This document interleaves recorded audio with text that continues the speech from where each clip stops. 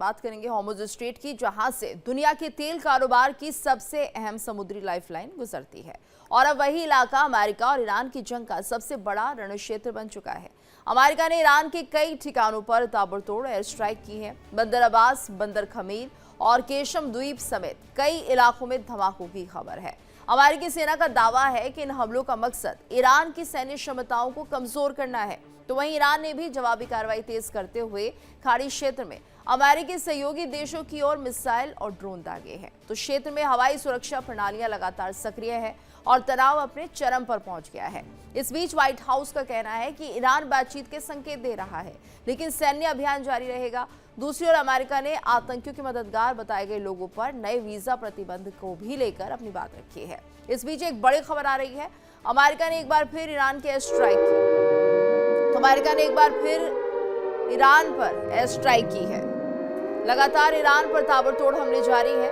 America ने Iran के कई शहरों को निशाना बनाया है। बंदर अब्बास, बंदर खमीर, केशम द्वीप पर धमाके किए गए हैं। तो अमेरिका ने ईरान के कई शहरों को निशाना बनाया है। अमेरिका ने एक बार फिर से ईरान पर एयर स्ट्राइक की है। लगातार ईरान पर ताबड़तोड़ हमले जारी है। अमेरिका ने ईरान के कई शहरों को निशाना बनाया है। बंदर अब्बास, बंदर खमीर, केशम द्वीप पर धमाके सुने गए हैं।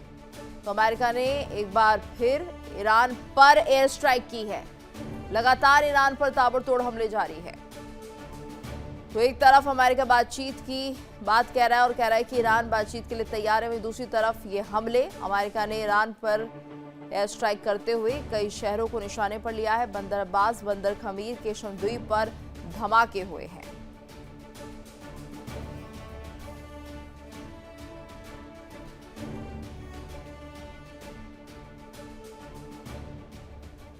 और ईरान पर हमले को लेकर अमेरिका सेना का बयान भी सामने आ चुका है। ईरान पर जो हमले हुए हैं उसको लेकर अमेरिकी सेना का कहना है, लगातार ईरान पर हमलों का नया दौर जारी है। ईरानी सैन्य क्षमताओं को कम करने के लिए हमले किए जा रहे हैं। तो यहाँ पर देखिए अमेरिकी सेना की तरफ से बयान भी सामने आ रहा है। ईरानी सैन्य क्षमताओं को कम करने के लिए हमले किए जा रहे हैं। अमेरिकी सेना का बयान, ईरान पर हमले को लेकर अमेरिकी सेना बयान दे रही है कि लगातार ईरान पर हमलों का नया दौर जारी है और ईरानी सैन्य क्षमताओं को कम करने के लिए हमले किए जा रहे हैं। तो यहाँ पर लगातार अमेरिका ईरान पर हमले कर रहा है। हमारे साथ मेहमानों का खास पैनल बना भी हुआ है। मनोज जी का रुख कर लेते हैं। मनोज जी, देखिए जिस तरह से यहाँ पर स्ट्रेट ऑफ हॉर्मुज़ को लेकर लगातार जो समस्याएं वो बनी हुई है और उस पर कोई रास्ता नहीं निकल रहा है। ना ईरान हॉर्मुज़ स्ट्रेट को खोलना चाह रहा है और ऐसे में यहाँ पर अमेरिका की कोशिश है किसी तरह से इस रास्ते को खाली कराया जाए। अभी क्या कुछ ऑप्शन दिख रही है, कौन भारी पड़ता हुआ दिख रहा है, ईरान और अमेरिका? सही बात है जी। ये जो इस तरह का अभी कंटिन्यू है और आने वाले समय में भी लग रहा है कि अमेरिका जो है कंटिन्यू करेगा, इंफ्रास्ट्रक्चर पे फोकस करेगा कि उसको डिस्ट्रॉय किया जाए ईरान में। वहीं जो है हमले ईरान ने भी जो है बोल दिया है कि जो भी मिडिल ईस्ट कंट्रीज़ में जहाँ भी अमेरिकन बेस है वहाँ पे हमला करेंगे। अगर ईरान के इंफ्रास्ट्रक्चर पे अगर अटैक होता है तो फिर ईरान जो है मिडिल ईस्ट कंट्रीज़ के इंफ्रास्ट्रक्चर पे भी हमला करेगा और इससे जो है अमेरिका पे दबाव बनेगा। अभी रिपोर्ट आ रहा है कि पिछले 6 साल का रिकॉर्ड तोड़ दिया है जो अमेरिका में इन्फ्लेशन है। तो अमेरिका में भी महंगाई ज़्यादा बढ़ रहा है और इससे जो है ट्रंप पे ज़रूर आने वाले समय में दबाव बनेगा। और आज ये भी सूचना आ रही है कि ट्रंप जो है चुनावी मूड में आ गए हैं। आज वो नेशन को एड्रेस करेंगे और इलेक्शन जो नवंबर में होने वाला है, अब लग रहा है कि फुल फ्लेज वे में अपना कंसंट्रेशन जो है मिड मिड इलेक्शन होगा उस पे ध्यान रहेगा। तो जिस तरह से ये भी स्टेटमेंट आ रहा है कि फिर से जो है शांति वार्ता शुरू होगी या सीज फायर फिर से जो है वो स्टार्ट होगा।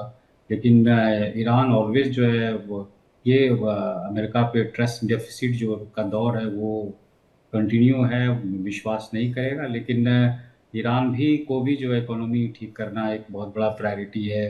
अगर कुछ दिन के लिए अगर सीज फायर हो जाता है तो फिर रीबिल्ड ईरान करेगा। और अभी भी जो है अमेरिका एक ऐसे भ्रम में फंसा हुआ है कि रिजिम चेंज जो है ईरान में हो जाएगा।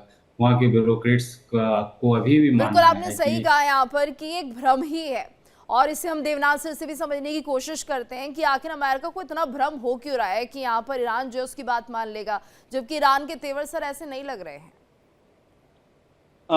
हो ये रहा है कि डोनाल्ड ट्रंप के जो एडवाइजर्स हैं वो प्रोफेशनल एडवाइजर्स नहीं हैं, वो भावनाओं में ज़्यादा काम करते हैं। डोनाल्ड ट्रंप ने अपने जो प्रोफेशनल एडवाइजर्स थे, जो कि उनको सही वास्तविक ग्राउंड सिचुएशन बताते थे, चाहे वो सीआईए में हो या अमेरिका के विदेश विभाग में हो, या अमेरिका के पेंटागन में हो, उनको या तो रिजाइन करवा दिया या बर्खास्त कर दिया डोनाल्ड ट्रंप ने, या उनको नॉट सो इम्पोर्टेंट पोस्ट पर ट्रांसफर कर दिया।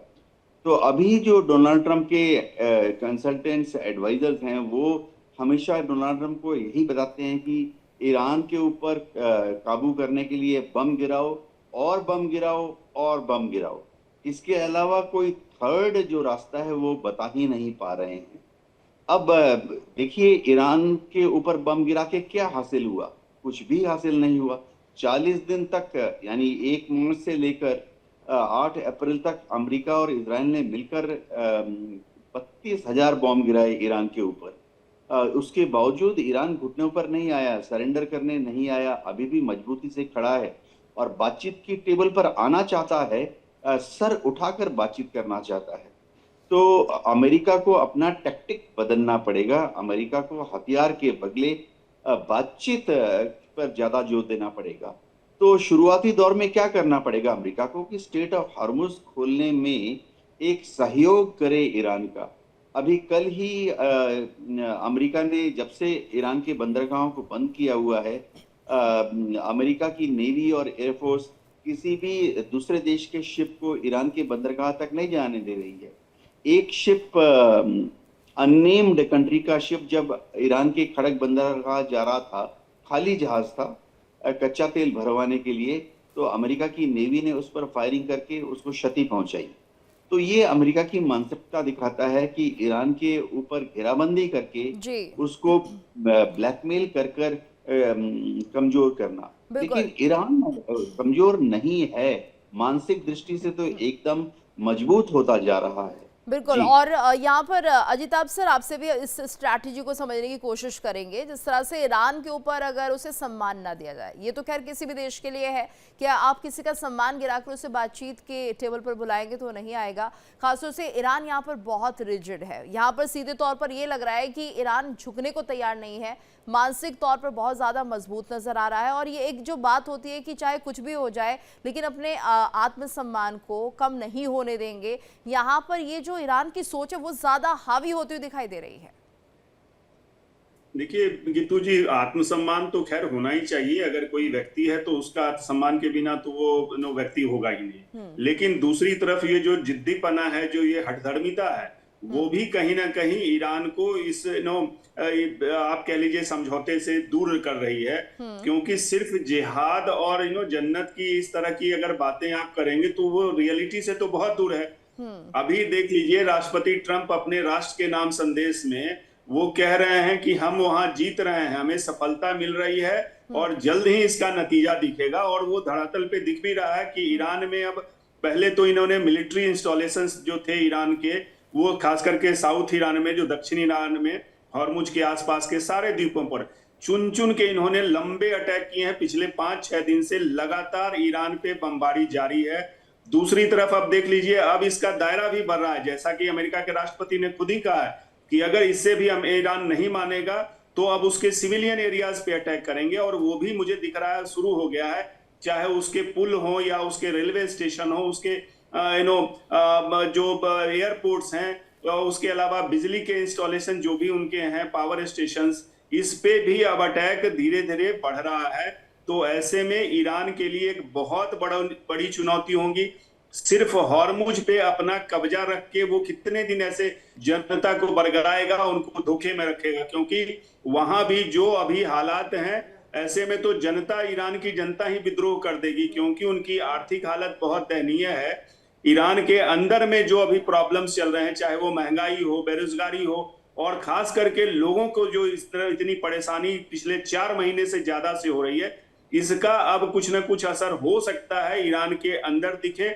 इसलिए ईरान की भी ये अपनी रेस्पेक्ट को देखते हुए, नो डाउट, लेकिन कहीं ना कहीं अब बातचीत का रुख अख्तियार करना चाहिए। जिद्दीपना से सॉल्यूशन नहीं मिलेगा, इससे तबाही और बढ़ने के आसार ज्यादा दिख रहे हैं। जी बिल्कुल। और मनोज जी, यहाँ पर देखिए, जिस तरह से अगर इसी तरह के हालात रहे और ईरान थोड़ा सा अपनी जिद को पकड़े रहा तो अभी हालात कह सकते हैं और बिगड़ सकते हैं।